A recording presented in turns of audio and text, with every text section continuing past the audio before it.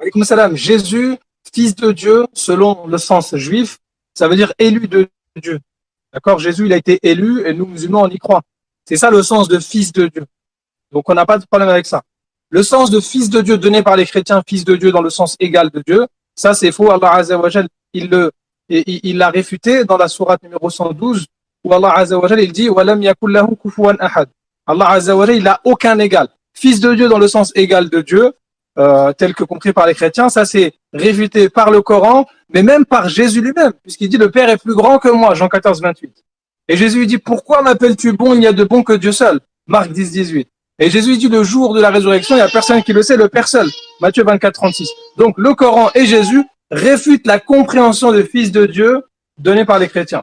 Fils de Dieu au sens juif, ça veut dire préféré de Dieu, élu de Dieu, c'est tout. Donc le Coran n'est pas en contradiction avec ce sens-là de élu de Dieu.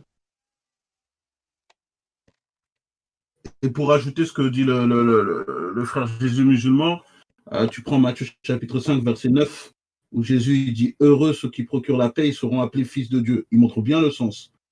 Dans Matthieu chapitre 5, verset 9, il dit « Heureux sont ceux qui procurent la paix, car ils seront appelés fils de Dieu ». Quand tu prends Jean chapitre 8, verset 40, Jésus il dit quoi aux Juifs? Il dit « Pourquoi cherchez-vous à me faire mourir, moi, un homme qui vous dit la vérité que j'ai entendue de Dieu ?» Cela, Abraham ne l'a pas fait. Vous faites l'œuvre de votre père, le diable.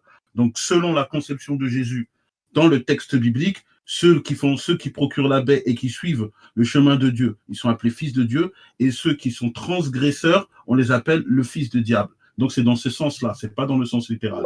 Et, alhamdoulilah, l'islam vient réfuter toutes ces choses-là. Il vient montrer clairement de telle sorte que justement, on tombe pas dans ces amalgames et ces